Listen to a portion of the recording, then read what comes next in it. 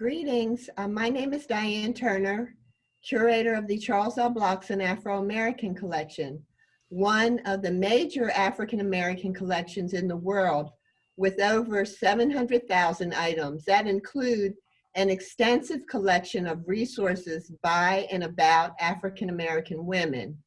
On behalf of Charles L. Blockson, Curator Emeritus, and the Blockson staff, we welcome you to today's program, moderated by our friend and strong supporter of the Blockson collection, broadcast journalist, dancer, activist, Karen Warrington, who is one of the women profiled in They Carried Us, the social impact of Philadelphia's Black women leaders. I will turn the program over to Karen, who will introduce you to the authors. Enjoy. Thank you, Dr. Turner. I'm Karen Warrington, and I am pleased to have all those who have joined us for this Zoom conversation with Dr. Alina Baker Rogers and Fasaha Traylor, who are the authors of a much celebrated book that tells the stories of Black women in Philadelphia. Entitled They Carried Us, the social impact of Philadelphia's Black women leaders, the book is a collection of the biographies of 95 African-American women, beginning with our ancestor sister, Miss Alice, who was born in Philadelphia in 1694.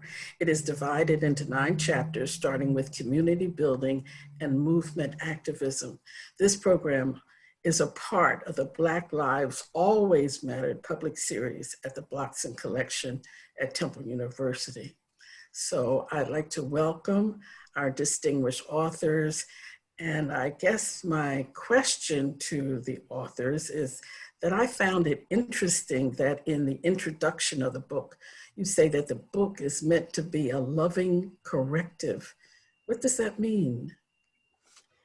Well, we mean that it's a corrective to the dearth of information about Black women in Philadelphia.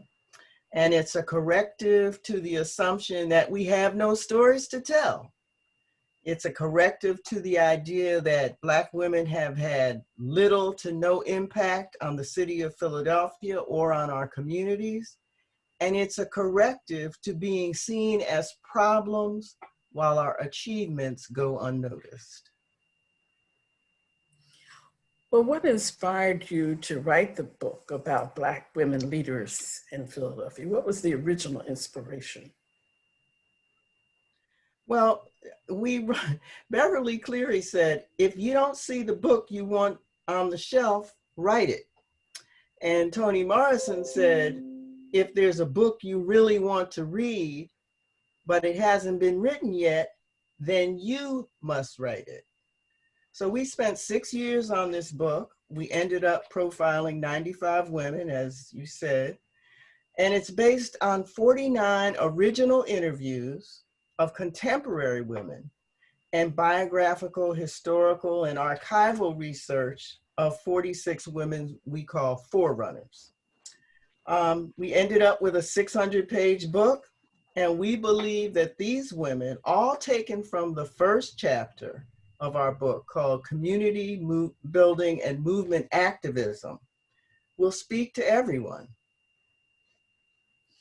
Well, I personally believe that Black women who were brought to America in chains, born in or out of bondage, and straight up until today, have within them what I call a warrior spirit that helps them to make a way out of no way. And in the first chapter of the book, you begin with a quote from Dr. Gwendolyn Zohara Simmons, and she writes, "I'm learning in school that Black people have been fighting this thing since we were first brought here. I'm learning in church that this is God's will for us to fight it."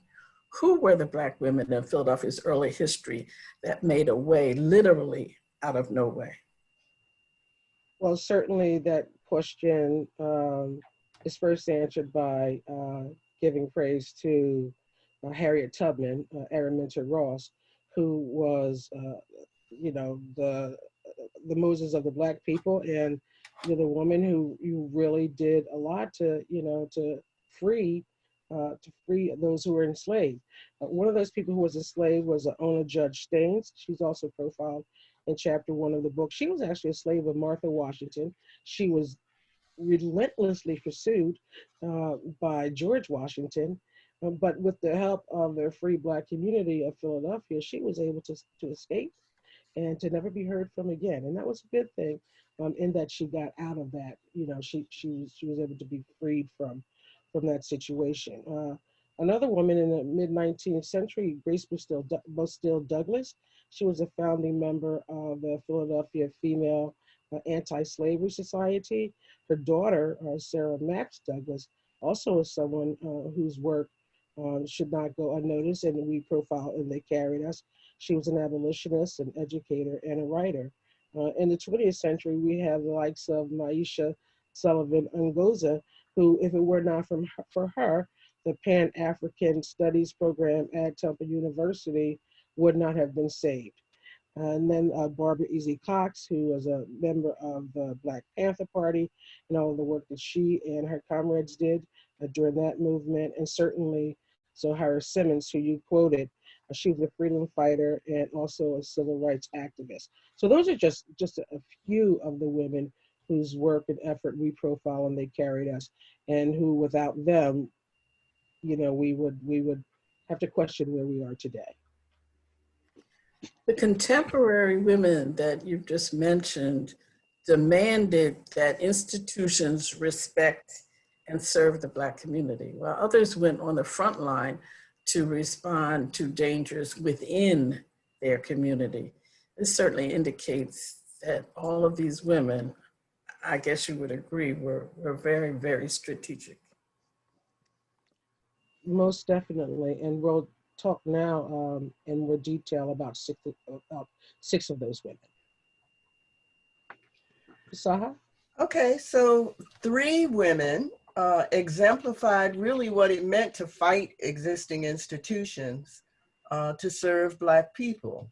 No mainstream institutions ever served Black people without constant protest and agitation, to sort of paraphrase Frederick Douglass.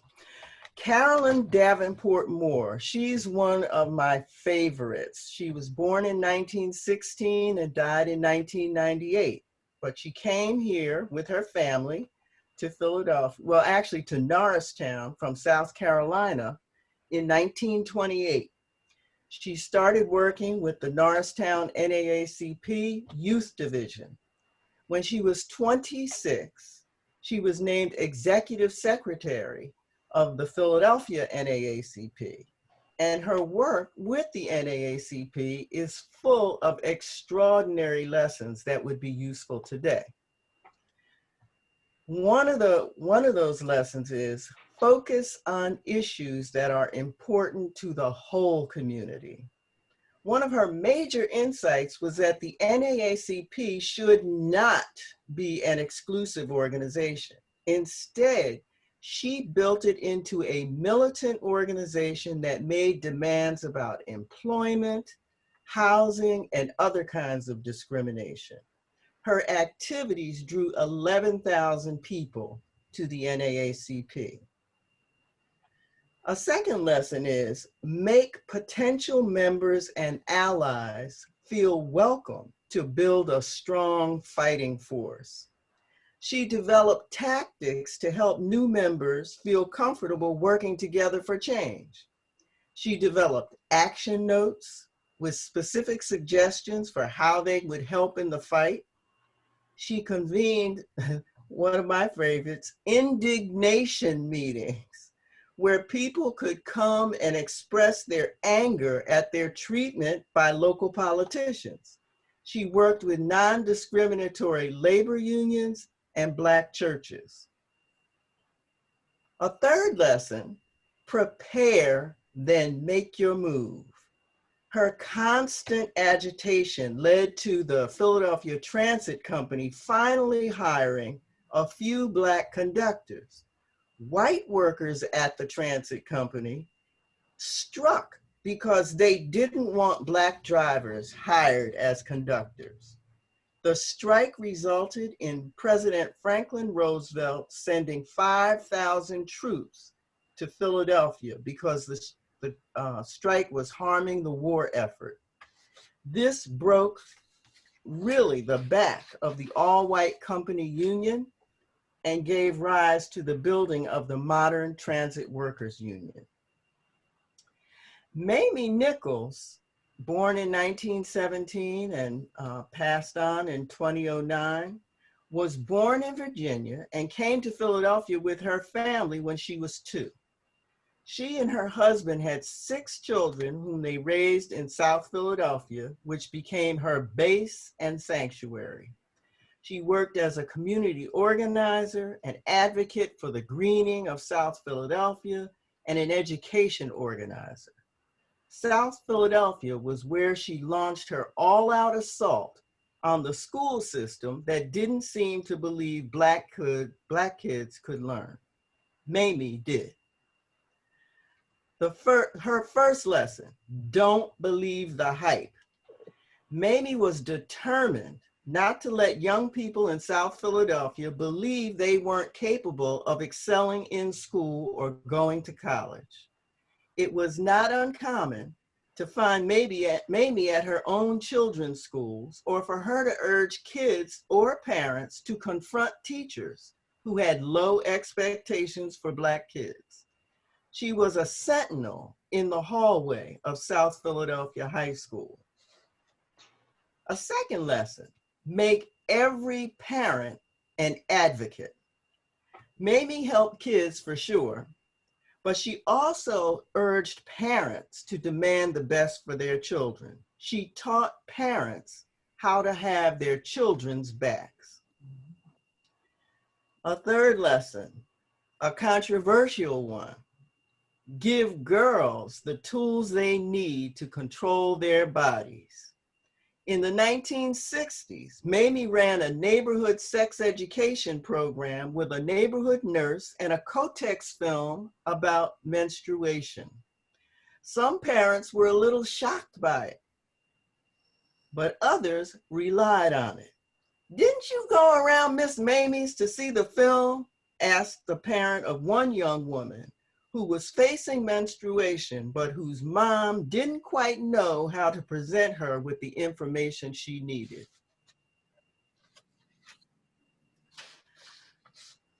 The third woman, Linda Waters Richardson, born in 1946 and who passed away a few days ago, was born in Philadelphia. Our hearts go out to her family, her siblings, her children, and her grandchildren, because she joined the ancestors just a few days ago. So many people will miss her and her presence as an organizing force in Philadelphia. The first lesson from Linda is you can't fight established institutions without independent resources. Early in her career, she began working on resource gathering. She helped establish the Philadelphia Clearinghouse for Community Funding Resources, which was to teach community-based organizations working on all kinds of problems to fundraise. Later, she established the Black United Fund of Pennsylvania. She was determined that Black Philadelphians would have an avenue for contributing to their own priorities as they saw them. So she fought to have the Black United Fund included as part of the City of Philadelphia's combined campaign. A second lesson, sometimes you can be overpowered. The Black United Fund made powerful enemies in Mayor Rendell, the then police commissioner, and the police union, largely because the fund accepted contributions from 2 community groups raising funds for the defense of Mumia Abu-Jamal, a journalist accused and then convicted of killing a police officer. The police union and the mayor were determined to force the fund to abandon the community groups. The fight weakened the organization.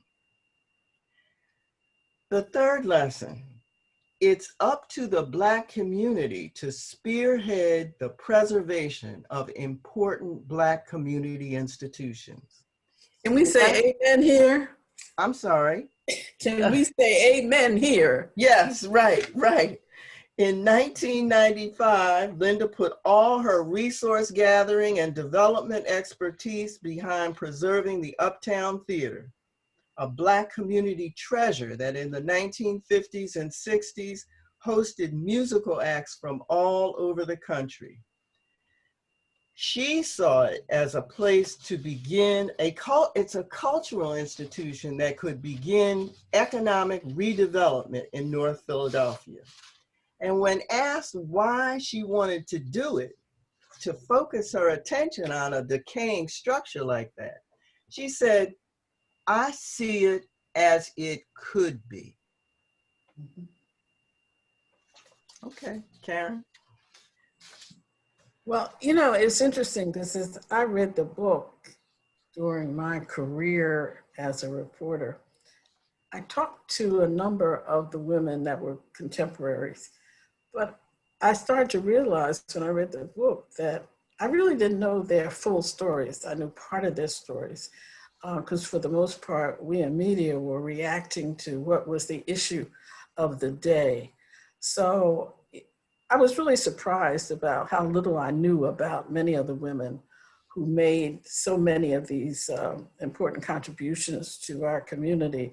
But what were some of the surprises that you came upon as you did your research? Oh, go ahead. Yeah, no, you can go ahead. I'm sorry. No, you go ahead. Well, I was, for me, the surprises fell into two camps, I think, but two related camps. The first is to realize that there were and are so many Black women who have had such an incredible impact on the city of Philadelphia. So, you don't really know that until you start digging into it. And, the second part of that is to know that there are so many lost histories of these women, okay? And with the forerunners in particular, we certainly could have treated more stories had there been more information available on these women. So that's one of the major things that we, have striven to accomplish with They Carried Us, to make sure that these histories are documented. And then lastly, I would say that, to know that I, through research, realized that I've walked so many streets that so many of these women have walked. To think about our forerunners in places that, we step on every day almost, and to not know that they were present and that they were fighting, for our lives. So for me, the research was really, revealing in that way. I think that the thing that struck me most and continues to strike me is that to listen, so much of what the forerunners felt and said about living in America have really been echoed by many contemporary women today. And I'm sure that most of them don't know it, but almost to a word, the feelings, the sentiments, and the way that they described the issues before them were very, very similar. And that, that's from like the 1700s to 2020. Mm-hmm. Mm-hmm. But I guess the question is, in your research and after you started to uncover some of these incredible stories, did it bother you that there's been such a blatant overlooking of the contributions of these women over the years? Absolutely. There were definitely moments when, repeatedly, there were moments when I was moved to, Yeah, you know, we say, I feel some kind of way about that, you know, almost an anger, but an anger that you want to take and be productive with, that you want to change that, that dynamic that's occurred so that their voices are lifted up and so that their work does become known. It was shocking, you know, in a lot of ways to find out so much was hidden about what these women have done. I would like to talk about three of those women who our audience may or may not know, and just to share some of the work that they have done that affects threats within the Black community, if I can do that. Um, One of those women who I love to death, and I believe I always will, is Frances Walker from West Philadelphia. She grew up in West Philadelphia, as did I. When she was a little girl, she really did, you know, she paid attention to what was happening around her. Her father, for example, was a man who was dedicated to improving his community.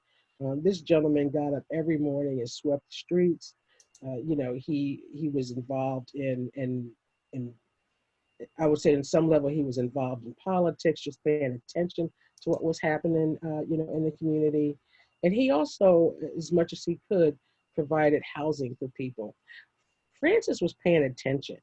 And so one of the things that I want to say is that, let me just back up and say that Francis founded and was the executive director of Parents Against Drugs. She was also the director of West Philadelphia Empowerment Enterprise Zone, and she was also involved with the federally funded Healthy Start program. First thing that I want to say about Francis is that, you know, she was one of those people who I said that young people pay attention to what they see us doing. And in Frances's case, watching her father and his involvement in the community, she ended up as a teenager, she started an after school tutoring program for her younger siblings and their friends. She also later, with the same group of kids, she taught them about voting. And so she established a voter education program. And she also, at some point, got them out to register to vote. Um, Not everybody is college bound, and Frances was one of those people who was not interested, for whatever reasons, in going to college. So she went to work. And not long after working at the Institute of Pennsylvania Hospital, which was at 46th and Market Streets, several years from there, her efforts as a community activist really began to emerge. Um, and her thought was that no one else is going to get it done for us. Okay. And so with the encroachment of drugs and poverty and community decay in her neighborhood, Frances founded Parents Against Drugs. And what she said was, we're not going to have people and their drugs take over our neighborhood. Okay. She also realized that sometimes you have to wage battle against the establishment. As unemployment and the lack of housing and education ravaged her community, Frances fought back. She said, I would get on something like a pit bull. I would take issues right to the legislators' attention. But even then, she said, at first I thought there was nothing I could do to change the system. She didn't realize that there was an option back then to change the system until she herself started to change the system. Dorothy Johnson Speight is the founder and executive director of Mothers in Charge. Her life was one that early on was met with trauma. And for her, she found that trauma can be paralyzed. By the time Dorothy was 15 years old, she had already lost both of her parents. Then years later, after having been married for several years, her daughter, Carlina, died from bacterial meningitis at the age of 2. So in many ways, Dorothy found herself floundering. And she said, after her daughter's death, she said, it was just self-medicating to deal with the pain because I just didn't want to go on. I did not know how to go on and live with another awful tragedy. like the death of their parents. But what she learned is that trauma can be transformative. Dorothy's personal tragedies led her to pursue a master's degree in the area of grief and loss. And in her thesis, she explored how children develop coping mechanisms to deal with tragedies. After she graduated, she worked at the Children's Services, Inc., and also at Community Mental Health and Rehabilitation, better known as COMAR, where she became an advocate for children with special needs and those at risk.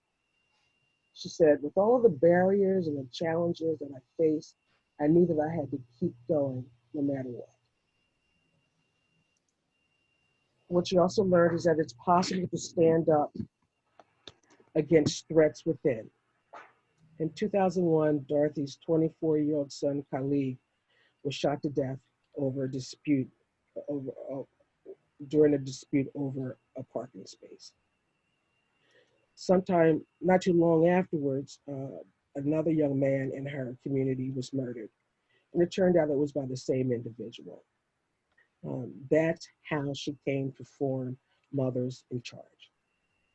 It became a healing space for women to channel their anger and pain, to share stories and build renewed foundations of strength. Mothers in Charge importantly brought together parents to combat violence in their communities. It's a community-based organization like many others that should be replicated. And in fact, there are 12 other chapters of Mothers in Charge in as many states. And like Villages, I want to say that Mothers in Charge tackles a myriad of issues, typically in collaboration with schools, police departments, social service organizations, and counseling programs. This is the important work that these women were doing. Aisha Shahida Simmons learned early on that trust can be broken within families. At the age of 10, her grandfather started molesting her, and the sexual abuse continued until she was 12 years old. She learned that adults don't always protect kids from harm. Despite it being the truth, no one in Aisha's family believed her.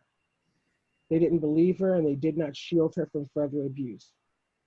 She thought, I think I was more, she said, I think I was more devastated because I felt like there was nowhere to go. She did learn as well that trauma can be transformative. Years later, when Aisha was studying at Temple University, she was studying filmmaking, and this is important. While she was studying filmmaking at Temple University, she went on a study abroad to Mexico, where unfortunately she was raped. Miraculously, and instead of folding, in 2006, she founded Afro-Les Productions, and in 2006, she produced the groundbreaking film No, the Rape Documentary, which she described as a tool for women to explore issues of rape, sexual assault, and violence. She said, I told myself that I was making it for other women, but I later realized that it was about my own experiences that wouldn't let me stop. I transformed my unspeakable trauma into my life's work. For Aisha, the work continues. Described by one reviewer as sadly timeless, Aisha's ongoing activities center around the recent publication of Love with Accountability, Digging Up the Roots of Child Sexual Abuse, the anthology, which she describes as a collection of writings that center on the diasporic Black, queer, trans, and straight child abuse survivors and advocates who wrote complex truths and envisioned how we can end the child abuse pandemic without relying on policing and prison. Important work that the 6 women who we've just discussed have embarked on. I guess my question is, as you take a researcher's view and a scholarly view to this work, it also sounds like you became emotionally connected to some of these stories and some of the paths and accomplishments of these women, and also understanding the fact that most women in our community are juggling many responsibilities in terms of their own family, in addition to what they do for the community. And so Black women so often have to wear so many hats.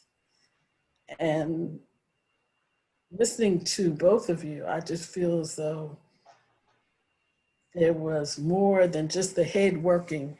When you were looking at these stories, there was a whole lot of heart involved and seeing yourself possibly in some of those stories. So Absolutely. I mean, I can't begin to, I mean, the only thing I can say is what I say all the time, and that is people often ask, you know, which is your favorite story? And it's whichever one I'm reading, whichever woman I'm talking to, whichever woman, um, each of them has something that really that moves me. I mean, that's the only thing I can say. Each of these stories has something in it that really moves me, as a Black woman, as a woman, as a person. So Well, I'm sure some of the people that have joined us on this conversation are being moved by having the opportunity to just have this chance to talk to the two authors. So if there are people out there that are listening, you certainly can chat with us and share questions or comments. And so while we compile that list of questions or comments, I did want to ask what has been the response to the book. And I personally would think that the Philadelphia School District and the urban studies departments and the women's studies departments of some of our area colleges would be knocking on your door saying, we need this book as part of our teaching and our research, and we want to share this book with our students. What kind of response have you gotten? well, I'll start with the School District of Philadelphia and also Teach for America. We have been working with both of those educational, institutions. We've been working with their teachers to conduct focus groups, and the purpose of the focus groups really are to determine the most efficient and effective ways to integrate. They carried us into the social studies, world history, U.S. history, Black history courses, classes, I should say, both at the middle school level and at the high school level. So the response from the School District of Philadelphia and toward our work, has been very open and very gratifying. We expect, after we've conducted these focus groups now, we've got a lot of feedback from teachers, and we expect that between January and May of next year that we will be working with them to develop lesson plans, to develop activities where we have folks like your women in the book like you perhaps come out and talk to the students. And there are a lot of really a lot of good suggestions that they have. We'll obviously have to approach this from a professional development standpoint in terms of using they carried us as a supplementary resource in those schools, those selected schools and classrooms. But that work is happening, and it will be ongoing. At the university and college level, we have been, well, what we've been doing is first starting with the schools, K-12, rather I should say middle and high schools, and then moving on to the collegiate level.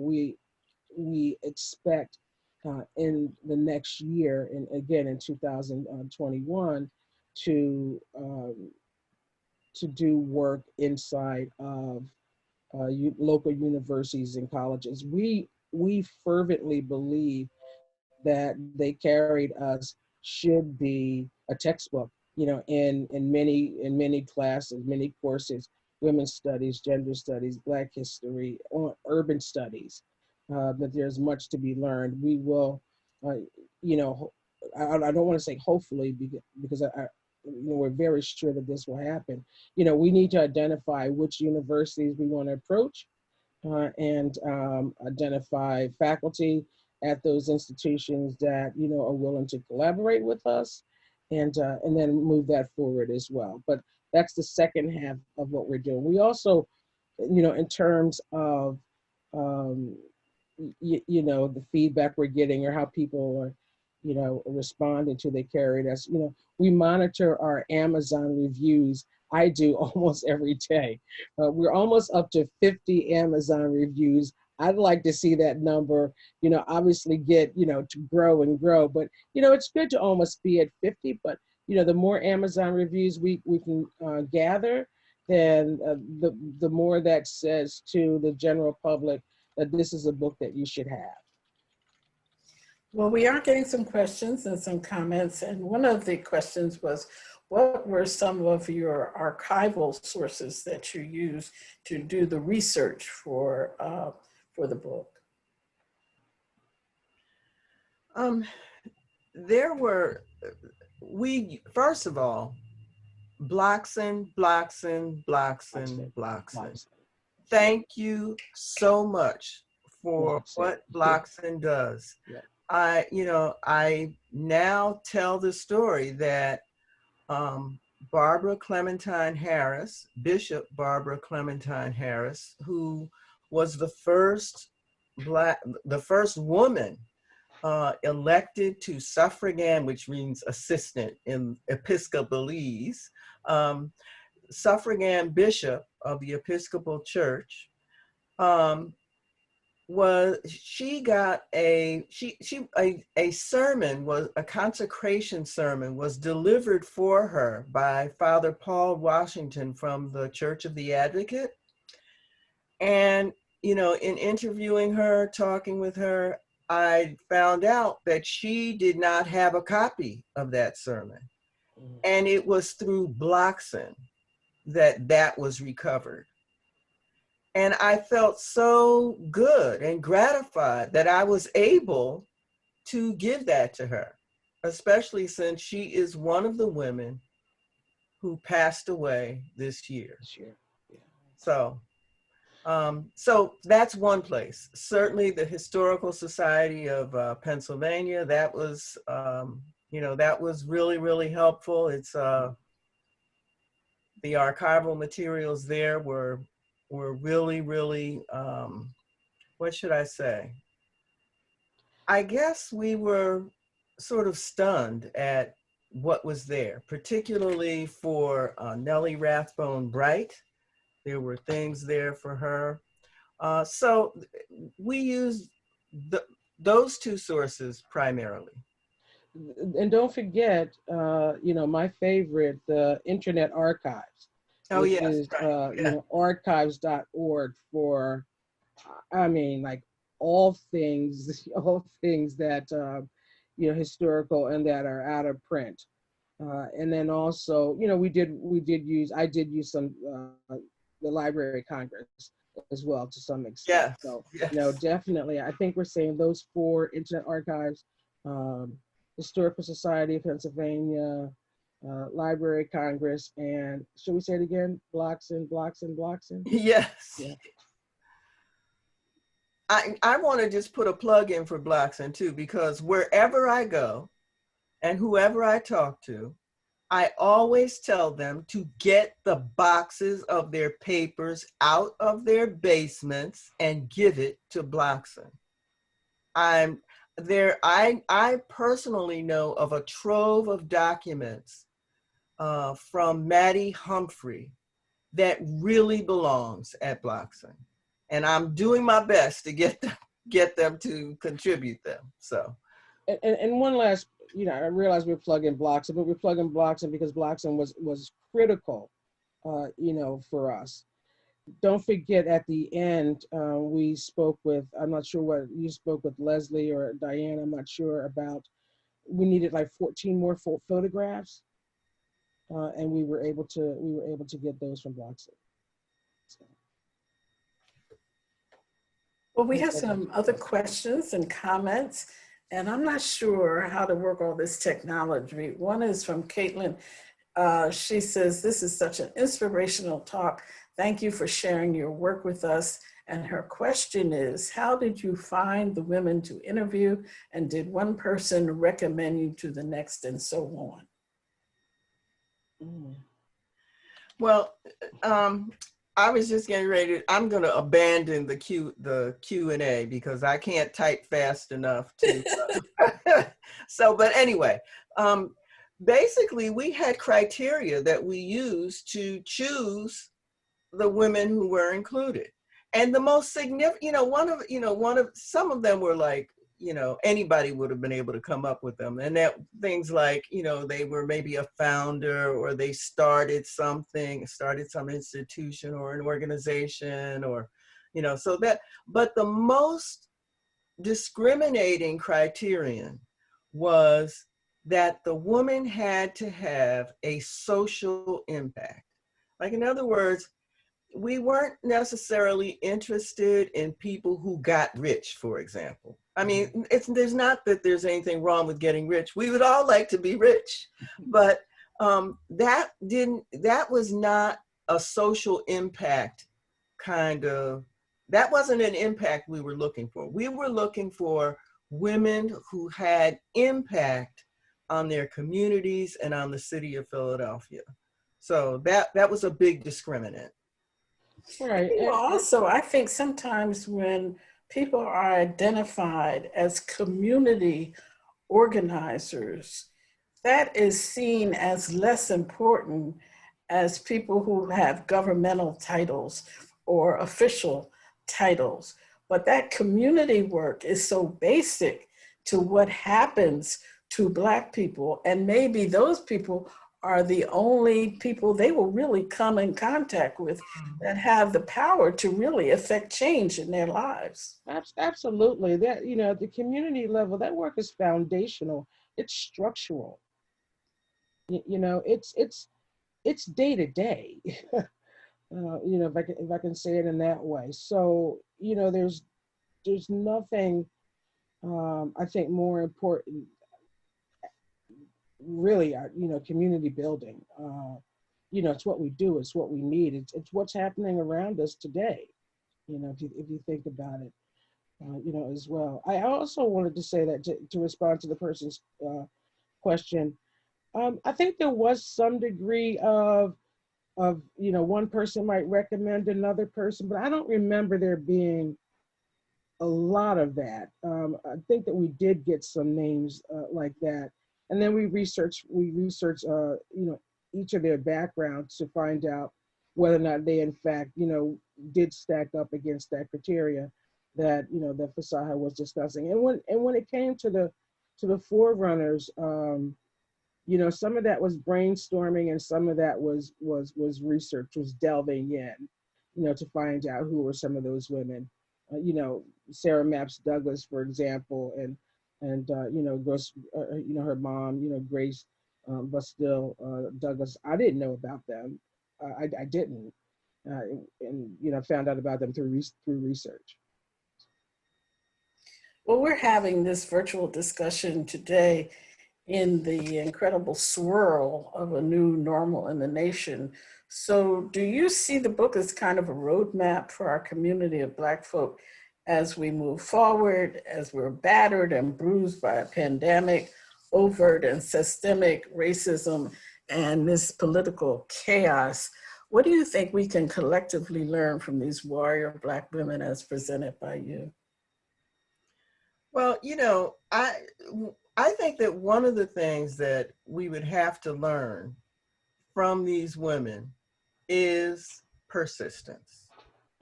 I mean, I think that is a quality that animated every single one of these women. They kept on coming. Yes, they kept on coming no matter the obstacle, no matter, who said what about them, they were persistent in pursuing their goals. And, that's really, that seems like a sort of a simple thing, or maybe like, surely it was more than that. But I think that in a situation where there were so many obstacles and, strewn all about them that kept coming at them, I think that was the true blessing, And I think that, that we need to think about that persistence, even in our current situation, that is what gets you through. Because anyone who can be knocked down at the first try or the second try or the third try, this environment will knock you down. And it's those of us who get up and keep going that really make a difference. Well, I was pleased to see that you had included Oni Judge, who was held in bondage by the first president of the United States right here in Philadelphia in what was termed the President's House. And she was able to escape to her freedom. And I was on the oversight committee looking at this issue of how we tell this story. And one of the things that I asked them to do was to, in some kind of way, show that she left that house, because for me, so often when they present women from that time, we're just very passive, and so much of the experience of the enslaved is presented by people that don't look like us as passivity. And so they had embedded these footprints leading away from the house to the down by the port, where she got on a boat and went and left this part of the country. And it's interesting because the president of the United States sent his most powerful people in his cabinet, including his attorney general and some other people, to search for her over the years. Mm-hmm. And that story has never been told until we discovered it maybe 13 years ago. It wasn't told in history books. It wasn't told anywhere. And that's why this is so important, because I'm sure there's some young sisters out there that are looking for models. They're looking, and I have no problem with some of our pop models, but there's some other models that young people, young Black women can look up to and aspire to be, and try to use their lives as inspiration in terms of how they handle themselves. And I guess also what I see when you're with your book and the people you've included in it, it doesn't look like safe is in the mantra of any of these women that you present. No, I think, I agree with you about that. I really do. And, I even think about somebody like Sadie T.M. Alexander, who most of us know something about. But I wonder how many of us know about the battle she waged with her husband, Raymond Pace Alexander, over whether he would turn the law firm that they developed together over to his male partners. That was eye-opening to me. Because Sadie sort of seemed like a very safe kind of person. Safe, what do I mean by that? We haven't heard the whole story. Yeah. By safe, I think I mean, she's portrayed usually as having led a very comfortable life. But Sadie had some battles. She had some battles, and it was not just the battle to become a lawyer or to become an economist. It wasn't just those battles. It was battles in the courtroom, battles at home even. Yeah. So that was very surprising to me. We have a question. Let me just say, exceptional artwork. on your Oh, book. Ah, And Barbara Bullock is a master. yes, yes.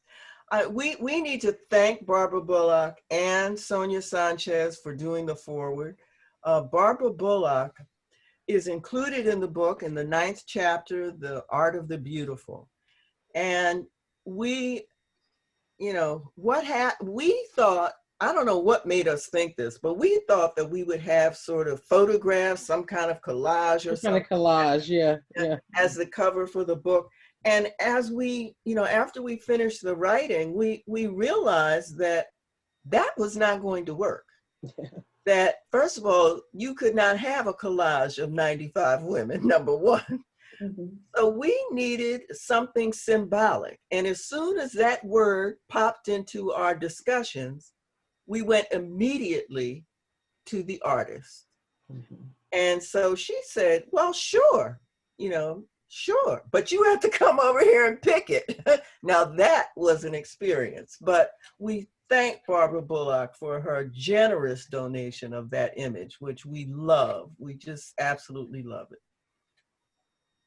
Well, I'd just like to say I have enjoyed this conversation, and I hope that the people who have joined us have enjoyed it also, because one of the images that I have when I worked at DAS out in Lower Marion, one day I was coming home and I was behind a car, and a car stopped in front of me, and it was a woman who was not African American driving the car.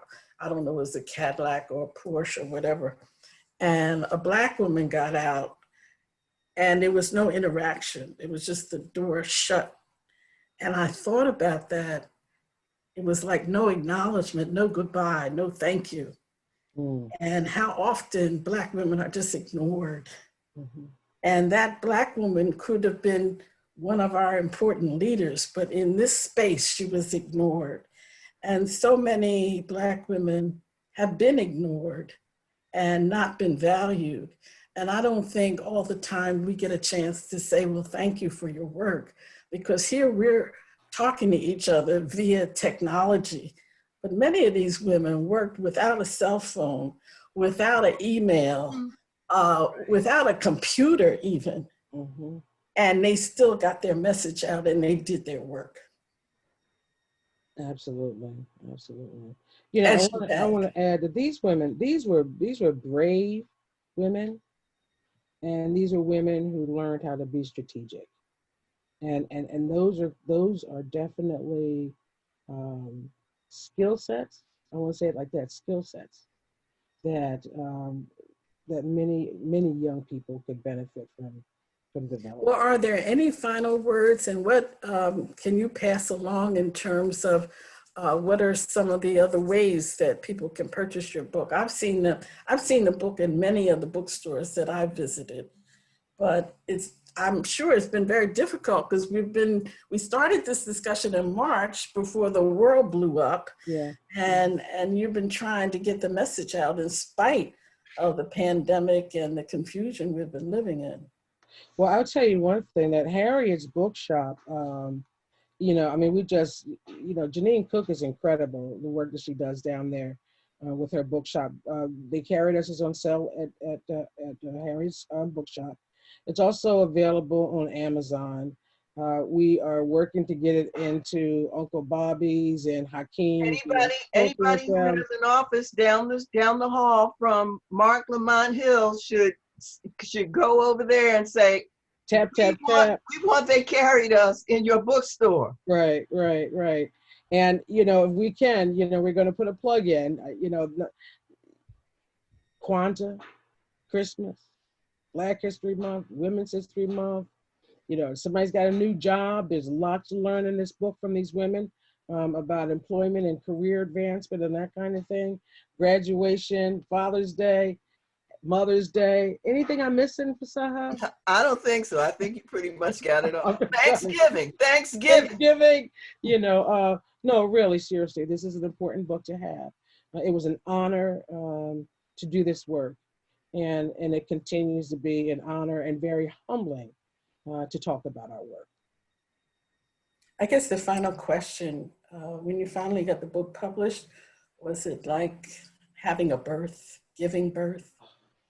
I would say that it was almost exactly like giving birth. You think that after the 9 months that it's over, but then you gotta raise them, okay? Right. And that's what we're in that That's what you're phase doing right now. now. We're in the Yeah, we're raising doing the raising. phase. Yeah, we're doing the raising. Absolutely, I agree with Fasaha.